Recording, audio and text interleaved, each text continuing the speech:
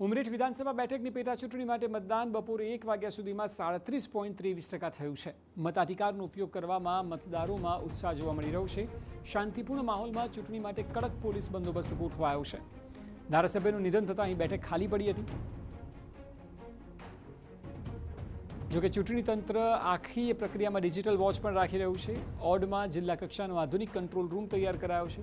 Collector Pravin Chaudhary મતદાન પ્રક્રિયા પર સીધી નજર રાખી રહ્યા છે। મતદાન મથકની ગતિવિધિઓનું લાઈવ વેબકાસ્ટિંગ મોનિટરિંગ થઈ રહ્યું છે।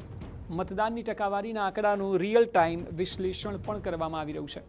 ટેકનિકલ ખામીના ત્વરિત નિરાકરણ માટે ખાસ ટીમો પણ તૈનાત કરવામાં આવી છે।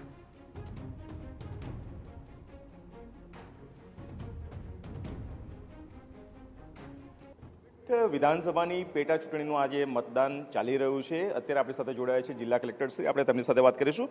સાહેબ, સર્વપ્રથમ તો કયા પ્રકારનો મતદાનનો માહોલ રિપોર્ટિંગની અંદર જોવા મળ્યો?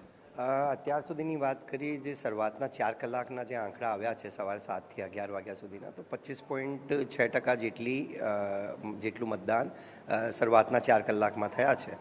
અત્યારે ગરમીનો ખાસો અસર છે, પણ તમામ મતદારોને મારી નમ્ર અપીલ છે કે દરેક મતદાન મથક ઉપર શેડની પણ વ્યવસ્થા કરવામાં આવી છે, પીવાના પાણીની પણ વ્યવસ્થા કરવામાં આવી છે।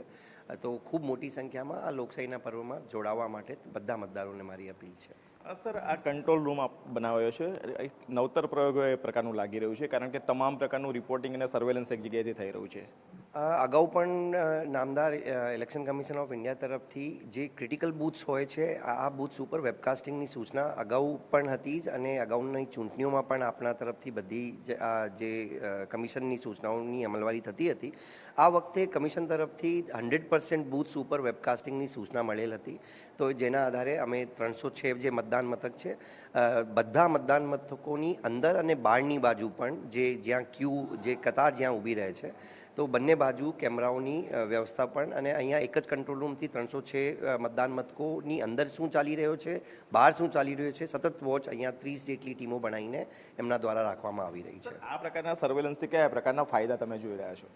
ઘણા બધા પ્રકારના છે। કોઈ પણ પ્રકારની, આમ સૌથી વધારે ઇમ્પોર્ટન્ટ ફાયદો તો છે, ચૂંટણીના દિવસે ઘણી વાર ખોટી ફરિયાદો પણ મળતી હોય છે કે આ મતદાન મથક ઉપર આ ચાલી રહ્યો છે, આ ચાલી રહ્યો છે, પણ અહીંયાથી કેમ કે બધા બૂથ્સ, બધી પ્રિઝાઇડિંગ ઓફિસરની આખી જે પોલિંગ ટીમ્સ છે, બધાને ખબર છે, મતદારોને ખબર છે કે 100% બૂથ ઉપર વેબકાસ્ટિંગથી સર્વેલન્સ ચાલી રહ્યો છે। તો અમે અહીંયાથી પણ, ફોર એક્ઝામ્પલ, જ્યારે પોલ ક્લોઝ થશે ત્યારે પણ અમે ક્યુજ, જ્યાં પોલ સાંજના સમયે અમુક જગ્યાએ કતારો રહેતી હોય છે, તો ત્યાં કોઈ વધારાનું સ્ટાફ ડેપ્યુટ કરવું પડે, તો આ બધું પણ અમે અહીંયાથી ઇમિડિયેટલી કરી શકીએ।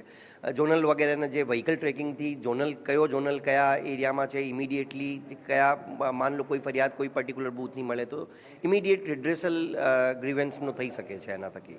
સવારથી અત્યાર સુધીમાં કોઈ ઈવીએમ ખોટકાયું એવી કોઈ ફરિયાદ આવી ખરી? એ ખોટકાય એટલે યસ, ઈવીએમ બદલવાનું મોકપોલની દરમિયાન લગભગ 4 BU, 3 વીવીપેટ અને 4 CU બદલવામાં આવ્યા હતા મોકપોલની દરમિયાન। અમુક કોઈ સ્વિચ નહીં ચાલતું હોય કે નાના મોટા જે જે કમિશનના જે સ્પષ્ટ સૂચનાઓ છે આ પ્રમાણે, અને ચાલુ મતમાં પણ ડ્યુરિંગ અત્યારે જે ચાલતા